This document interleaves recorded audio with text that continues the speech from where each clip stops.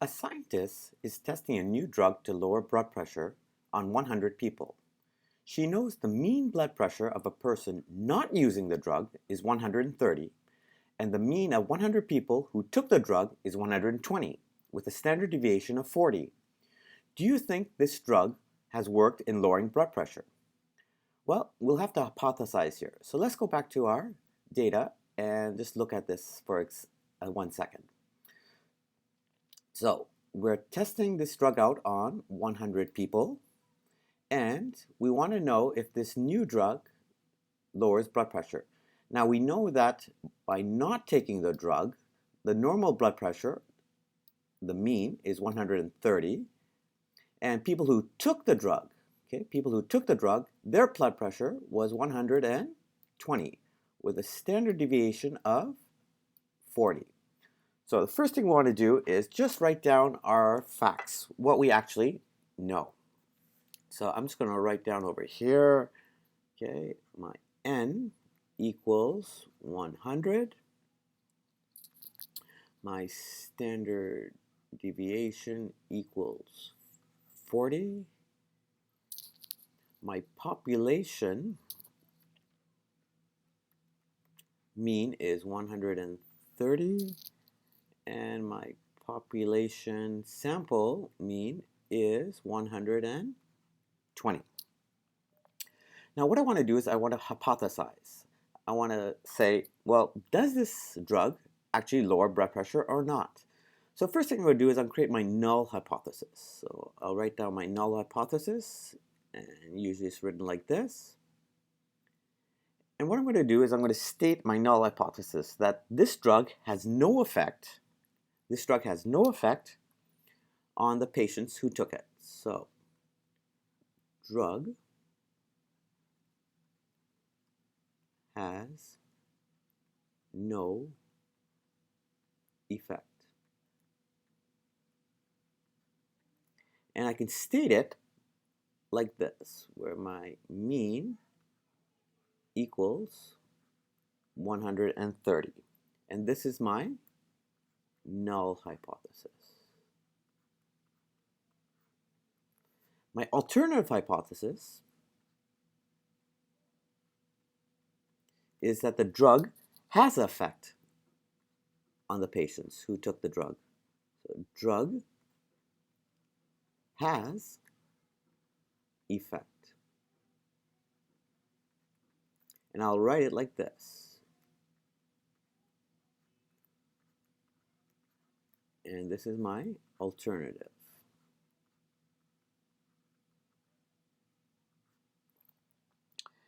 Now, what I want to do is this, okay? My null hypothesis, okay?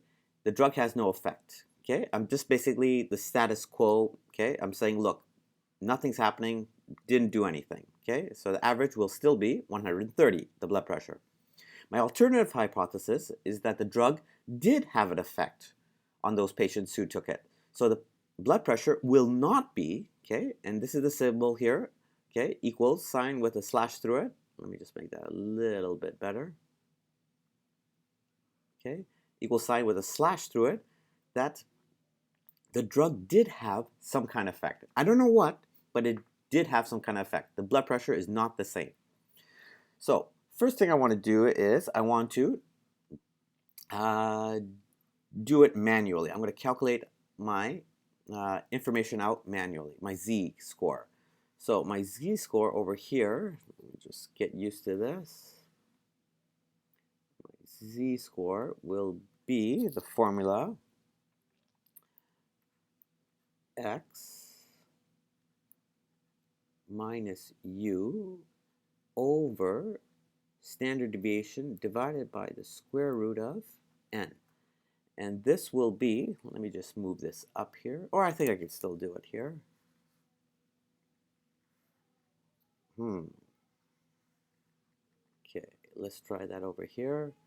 So x will be 120 minus 130 divided by the standard deviation of 40 divided by the square root of 100.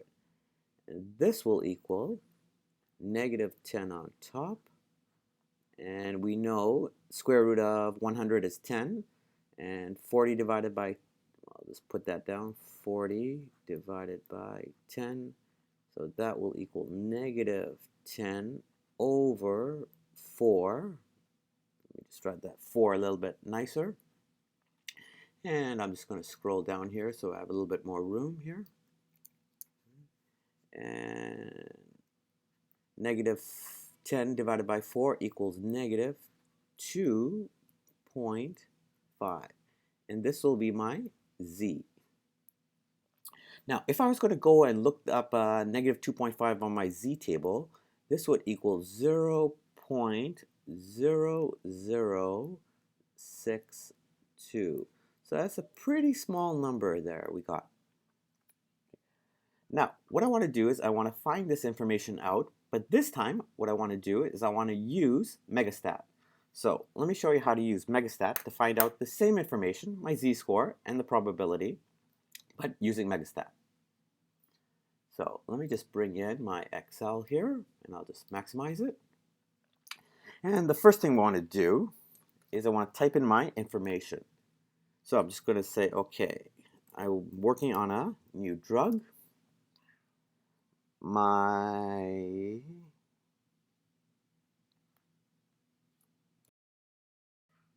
So my drug, then my mean. Next will be my standard deviation and my n. Now, if you notice here, you have to type it in like this. Your first cell has to be just a label, okay? It can be anything you want, okay? In this example, I'm talking about a drug, so I'm going to call it drug. Your next one has to be your mean, and if you notice, I'm in small caps here, okay? The third option has to be your standard deviation, and you must type it in exactly like this, S period, D period, and our final and fourth one is our N. So, for our first one, I'm just going to call this again, drug. Our mean of our sample was 120. Our standard deviation was 40. And our sample size was 100. And I'm just going to go down here, okay, and type in our population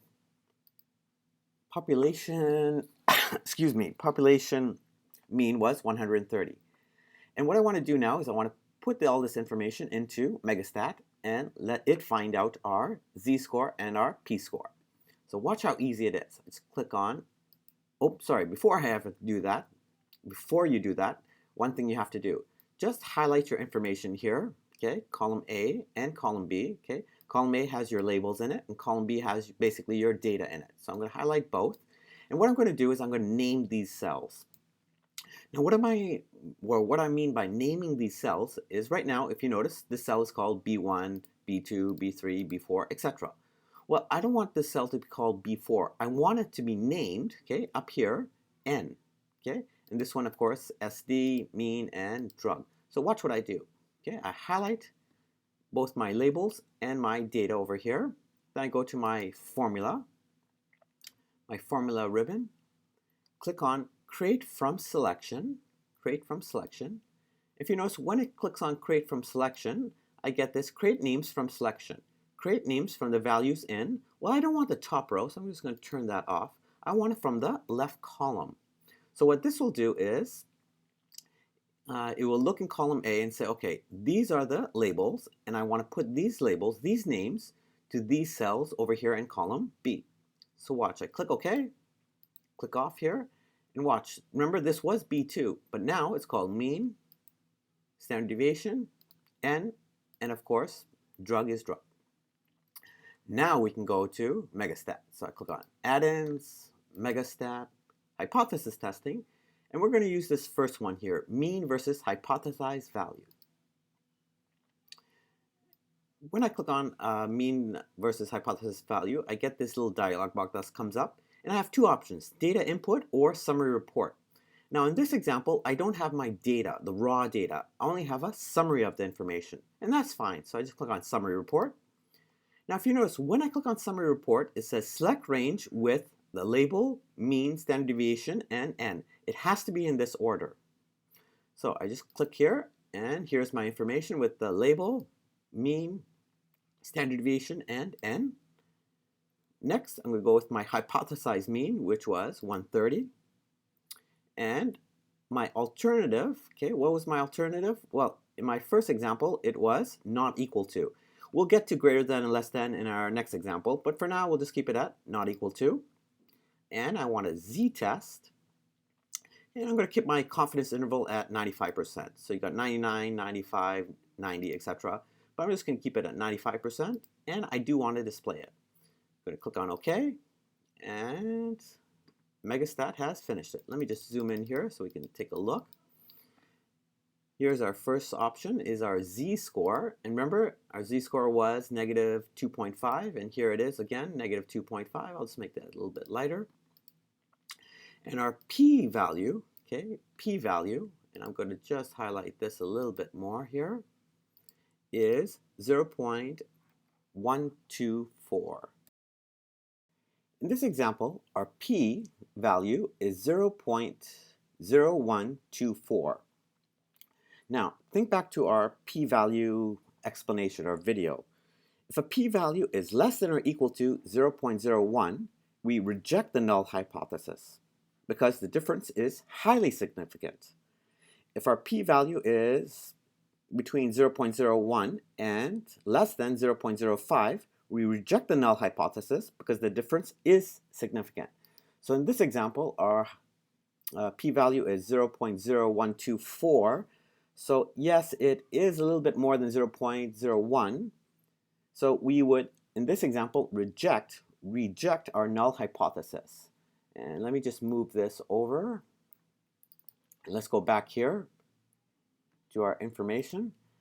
And here in this example, our null hypothesis was the drug has effect, okay, of 130, or sorry, a null hypothesis, pardon me, a null hypothesis. Let me just erase this over here. We're talking about null hypotheses. Our null hypothesis was that the drug had no effect, and it would remain at 130. While our p-score, okay, our p-score was, let me just write this down. Our p-score came up to 0.0124. And that p-score says, okay, according to the general guidelines, that if the p-score, okay, remember, if p-score is less than or equal to 0.01, we reject the null hypothesis. Now, our p-score here in this example is 0.0124. So it's just slightly higher than 0.01. So in this example, we reject our null hypothesis. Now let's just draw this out. Okay, let's all draw this out, okay, on a graph to just have a little bit better idea of what we're dealing with here. Okay, so let's see if I can draw a good normal chart here. Okay, that is terrible chart. Let me just start again. Okay, let's try that again. Okay, so I'm going to start way over here, kind of go up, and go, kind of go down. Okay, think of it as kind of normal. Okay, and our mean is over here. There's our mean. And we have our standard deviations. We have one standard deviation over here, negative one standard deviation. Over here, we have two standard deviations, negative two standard deviations. And way over here, we have negative 3 standard deviations. And same thing over here I'll do. Here's positive 1 standard deviation. Positive. Here's positive 2 standard deviations. And way over here, we have our positive 3 standard deviations. Now, if you recall, our z-score was negative 2.25. So that would put us somewhere, let's see here, get another color here. That would put us somewhere around here, roughly. Okay, roughly around here, of negative 2.5. So it would be all this area here. Now, it could also be, I'll just put positive 2.5. It could also be all this area here. Why? Well, we just said that, okay, the alternative hypothesis that it is not 130.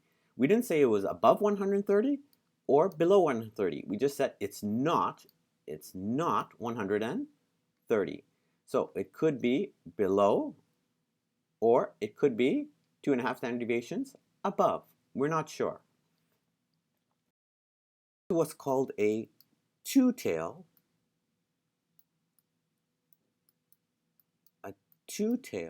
test,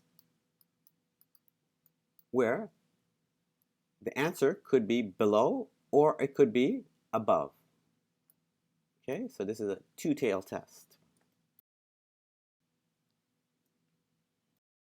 The thing I want to look at is, well, what happens if I say, okay, my null hypothesis, the drug has no effect, but my alternative hypothesis is that the drug has an effect, that it actually does lower, okay? It does lower the blood pressure. So let's create a new hypothesis saying that the drug does lower blood pressure. So let me just write this out. So my null hypothesis is that the drug, let me see if I can write that out a little bit. Drug has no effect. And we write it just as we normally did. Has no effect. So keep it at 130. Okay. Don't worry about this little thing here. And my alternative hypothesis in this example is stating that the drug lowers blood pressure. And lowers blood pressure meaning that the average will be below 130.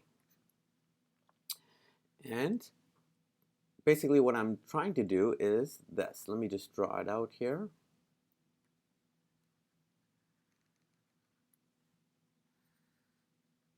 Okay, there's my average right there. 130. And what I'm saying is this. Here's 120. I'm saying that this drug actually does lower blood pressure. Okay, this area here is what I'm looking for. I want to know, okay, does this taking this drug actually lower blood pressure? So let's find that out using MegaStat. So first thing I have to do is bring back Excel. So let me bring back Excel and maximize it. Okay. And I'm just going to get rid of this sheet here. That was for my old data. And I'm still going to use the same information here, but I'm going to change MegaStat around just a little bit. So let me go back to add-ins, MegaStat, hypothesis testing, mean versus hypothesis testing. And if you notice here, it still has all my data in it, but I'm just going to clear it just to make sure. Okay, so to clear all your information, I just click on clear. I don't have data input. I still have my summary information, and my summary information is just here. My alternative hypothesis is B6. Now, remember my alternative hypothesis? Initially, okay, the first one was not equal to. Now what we want to do is, our alternative hypothesis that it is less than. It is less than the hypothesis of 130. So I'm going to put a z-test here, keep my confidence interval at 95%, and click on OK. And let's just zoom in here. If you notice here, our z-score, of course, is still 2.5, negative 2.5. But if you look at our p-score now, okay, let's look at our p-score here. Our p-score is significantly lower. It's now only 0.0062, which is significantly lower than the 0.01 required to reject the null hypothesis. Our p-value is 0.0062. Let's just go back here and let me write that out. Okay, so let's use this. So in this example, our p was, now I forget what the p was. So let me just go back here for a second. P was 0.062.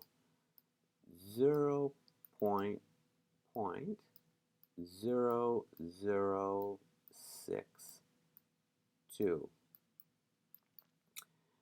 So given this p-value of 0.0062, we would reject the null hypothesis and say, yes, the alternative hypothesis that it does, okay, this drug does lower blood pressure. And you can see 0.0062 is a pretty small number. Okay? If I was doing that as a percentage, it would be move it over 2 decimals, 0.62%, which is very small. So yes, this drug does seem to lower blood pressure. And this was for a one-tail test. Okay, this is something new. Okay, instead of looking at 2 tails, remember last time we looked at a tail here and a tail here. This time we're only looking at 1 tail. And in this example, the tail is a lower tail.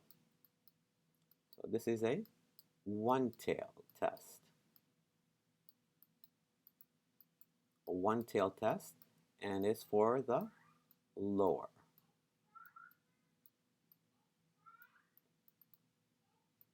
And in this example, given our p-value, we would reject the null hypothesis and accept the alternative hypothesis.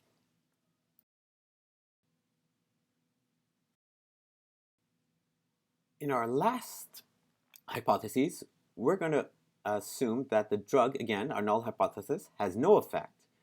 But our alternative hypothesis is going to be that taking the drug actually increases the blood pressure. So let's write that out and try it out. So again, our null hypothesis, I'm not going to write out everything here. Null hypothesis is the drug has no effect. And our alternative hypothesis is that the drug actually increases the blood pressure. So let's just draw it out here and see what we roughly are looking at. There's our normal curve. And I want to know, okay, does it actually increase the blood pressure? So what I'm looking for is basically some number way over here. So let's do it in MegaStat and see how it works out too. Let me just bring in Excel again and maximize it. I'm just going to get rid of this information. Delete. And I'm still going to use, of course, the same information here. Let's go to add-ins, MegaStat, hypothesis testing, mean of hypothesis value. And remember again, I want to clear my information. Now, although I'm going to use the same information here, okay, B1 to B4, it's always a good idea to clear it out and start afresh, just to make sure. So I'm just going to highlight. My hypothesis is 130. And my alternative hypothesis, okay, our first one was not equal to, or our two-tailed test. Then we did a one-tailed test of less than. And this time we're going to do a alternative hypothesis that the drug actually increases blood pressure. So greater than, click on my z-score, 95% confidence interval, and let's click on OK. And we increase it. Our z value is still, of course, negative 2.25. But look at our p-score now. Wow.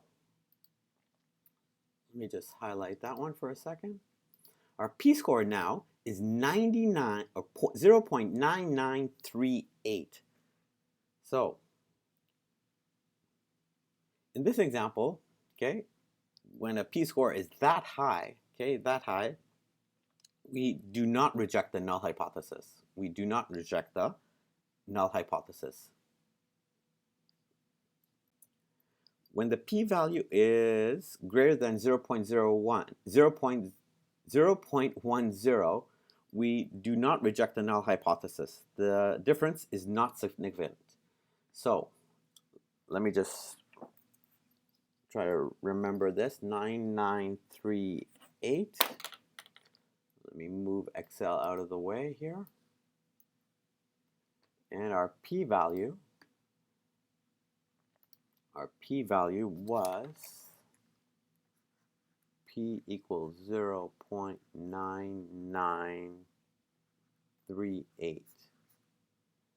So does this actually increase? Is the alternative? Does this drug actually increase the probability your heart rate? Or does this drug? Let me repeat that. Sorry. Does this drug, taking this drug, increase your blood pressure? No, it does not. And this is what's called a one-tailed test. One tail. But this is for greater than. Greater than.